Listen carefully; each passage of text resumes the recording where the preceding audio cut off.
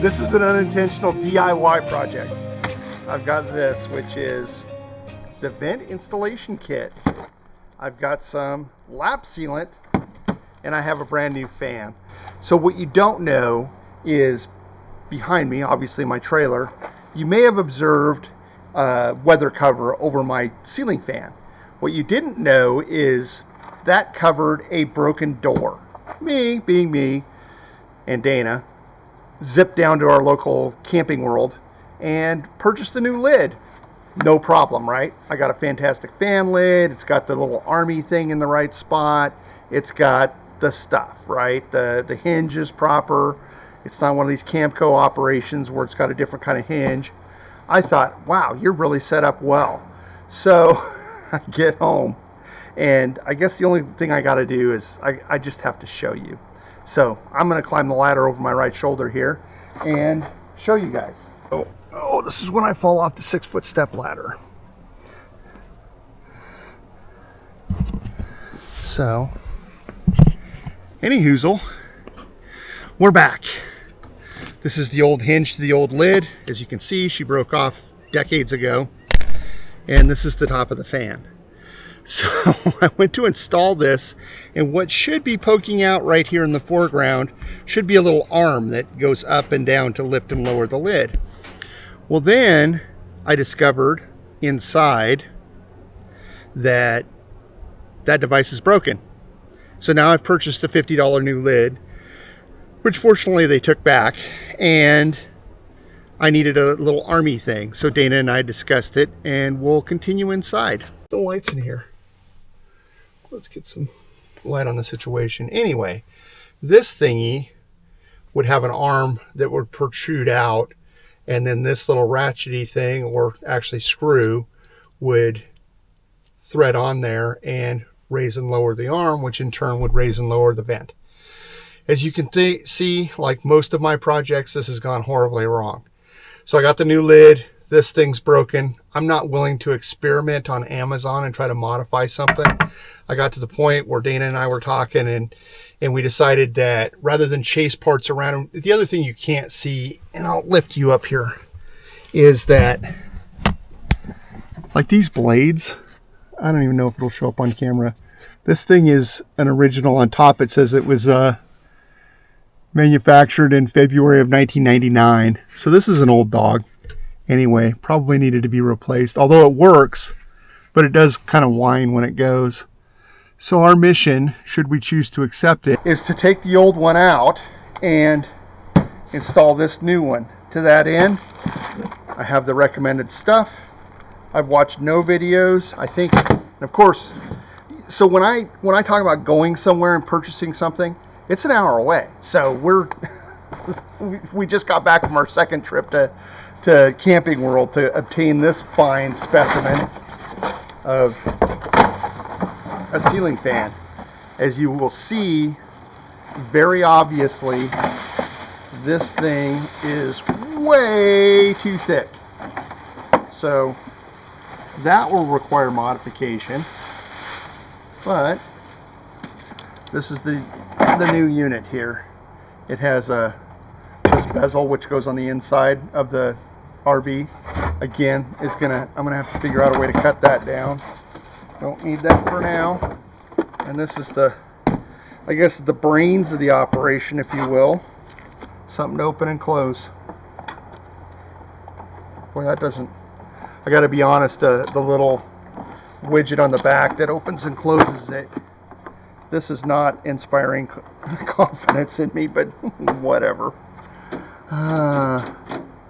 So I guess this afternoon I will get to figure out what I'm going to do, which is, I guess, how do you get lap sealant? Does anybody just quick call me and tell me how lap sealant comes off, because there's a ton of it up there and I'm going to have to figure that out. So let me do some stuff here. I've just been, whoa, this is when I slip off my round trailer. Oh God, old knees suck. But we're gonna just run this little putty knife. Obviously some of the rivet bodies are still in there. So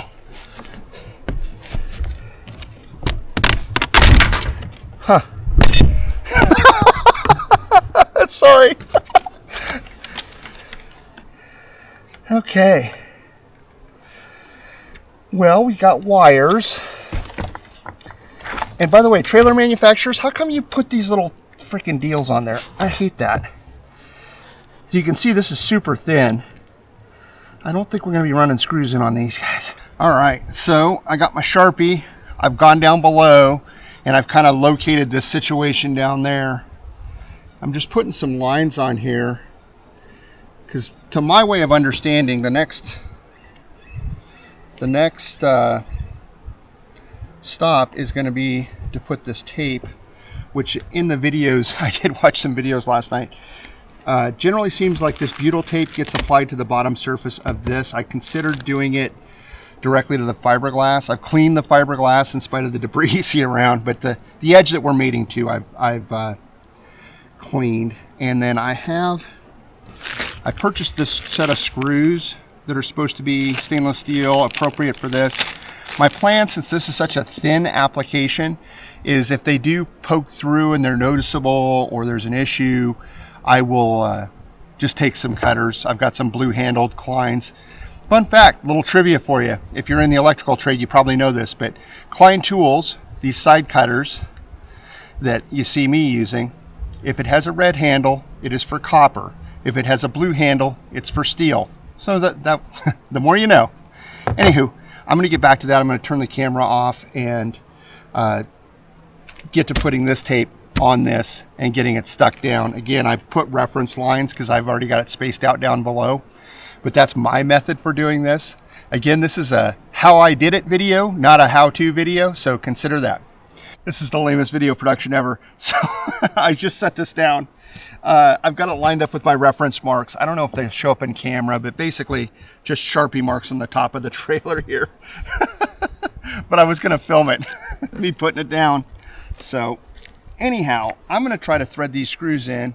We'll see if this works. My fallback plan is to use actual hardware. The thing came with your typical kind of plated screws. These are the,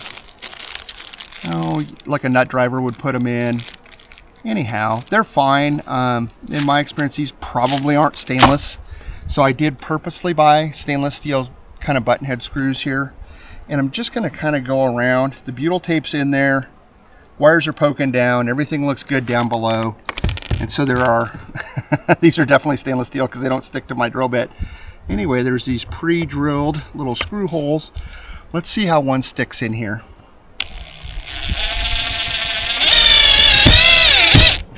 Yeah, it seems to stick in pretty darn fair. So they're pre-marked in the border of this thing. So I'm going to go down and probably not put a screw in each one initially. I'll kind of go in between, maybe hit the corners. That's a spray bottle.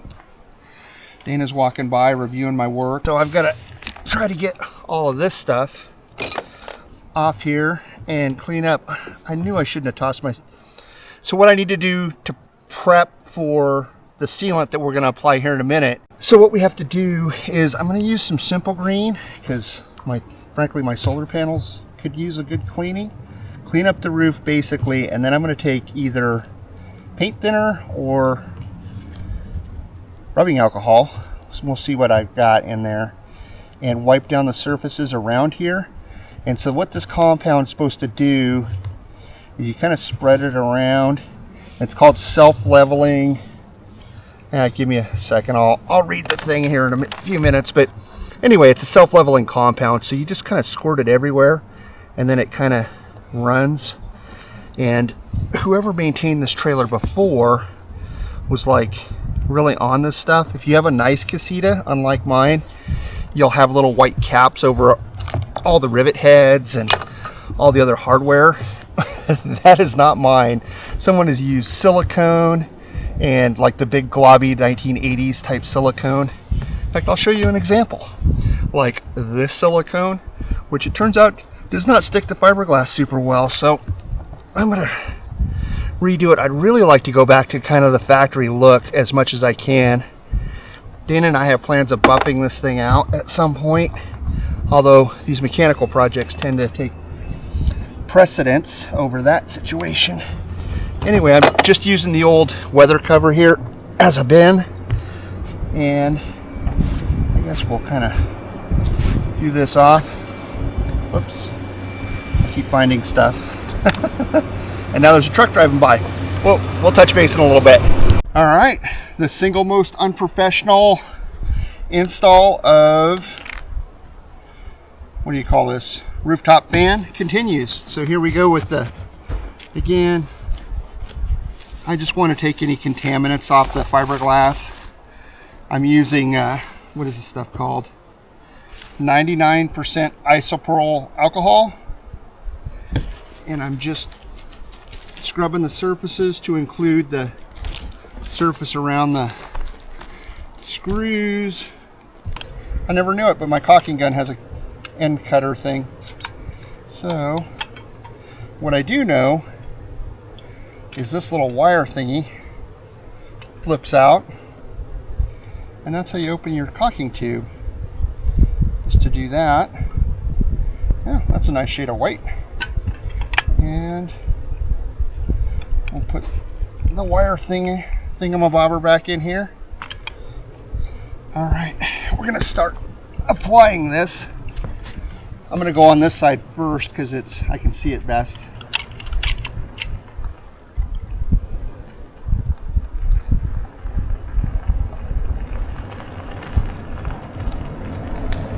I do not know what I'm doing. But this is what we're looking at. It is not good looking initially. Well, it may never be good looking. But it looks like doo-doo on there. But, well, white doo-doo, so that's whatever. That's kind of how I've seen it applied in videos. I don't know. It offends me. But we'll see. I guess at the end of the day, it's on the roof of the trailer. So if you can see it, you can, I don't know, tough, I guess. But if it doesn't leak, that's kind of what's important to me. So, yep, I went with the more is better theory, and we'll sally forth. I got to clean up the top of the trailer, and we'll move into the inside. She's backwards. So it's running. So he's got to get reversed. Don't mind all these tools and other stuff. We got another project going here. But after day 3, although to be fair, I started the install 2 days ago and it was like 4 o'clock in the afternoon. So give me a little bit of grace on that. And then royal we, I guess.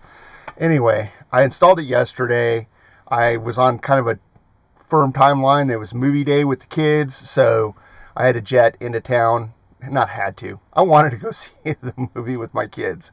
Anyway, so I had about 4 hours in the morning that I putzed around with this, so I guess it'd be a 4 or 5 hour install. Ceiling fan's just right up there. Anyway, it operates. My word of caution is we randomly bought this. I'm kind of sorry I didn't do, typical of me, I didn't do research. I think there are better options. This fan operates as designed, to be clear. It appears to be sealed to the roof. Am I going to take it out and replace it? No. I mean, unless it breaks, and then I will. But I would, if I had this to do again, I would do your due diligence on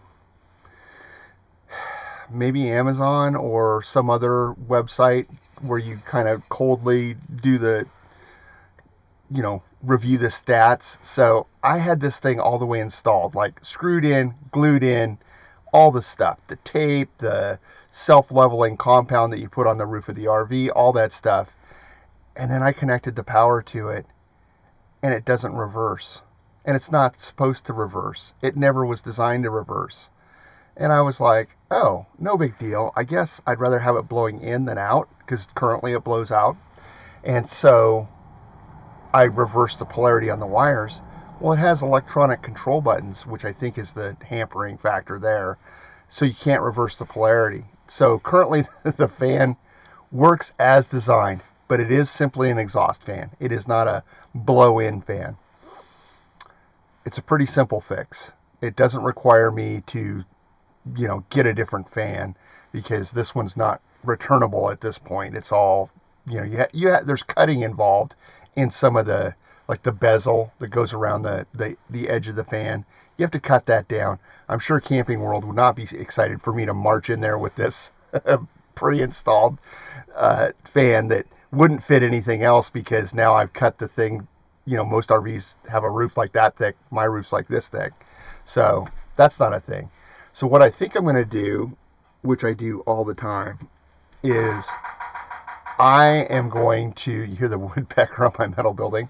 Anyway, I am going, well, not going to, I've already ordered a switch. So what I've figured out is to go after the buttons, the electronic buttons, there's 2 wires that go to the actual fan motor. I'm going to wire a switch in between. It's just a simple toggle switch, and it is a polarity reversing switch. Again, at the end of the day, we're talking about a DC motor, direct current motor. If I wire the polarity reversing switch in between the control panel and the motor itself, then I don't know where I'm going to mount the switch, but the switch will be mounted somewhere up there, and it will allow me to reverse the polarity on the motor, in effect giving me the same features that my 25-year-old, honestly, I didn't even think about it. Who thought in 2025 that some manufacturer would make an RV fan that doesn't reverse? It's insanity, but it's also my fault, because I'm sure somewhere on the box it said just that it's an exhaust fan. I didn't see it. It possibly is in the fine print, but I gotta say, I am a little disappointed in the fact that I purchased this fan. I asked the staff at Camping World if it was, good to go, kind of replicate the features of my other fan, and nobody really raised a red flag. And I was rushed. I guess that's the moral to this story, is don't get into a project and then start rushing, because I always make mistakes. My upcoming project will probably be filled with them. So it's a me problem. It's not a you problem. Most people make decisions better than I do when it comes to purchasing things. The fan was like $160, $170. I think you can get a better deal on it. Again, I am not knocking the quality, and I don't think I even mentioned the brand. It's a Max Air fan, I believe. When they call it Max Fan. No knock on the quality. It operates as it should. It's just it doesn't have the features that I really wanted. But for that, the installation was pretty straightforward and, seamless, other than I don't know what I'm doing. So again, this is not a how-to video. This is a how I did it video. I would not recommend it. This is not for educational purposes, simply for entertainment. And as always, I'm sure I will produce something in the very near future to maybe better my marginal content, but it's not today. Have a great day. We'll see you soon. I can't even see if you guys can see. I guess you can. All right. Disregard the timber. I guess you can't see it. Can't even see myself. Good job. Whole flippy screen thing.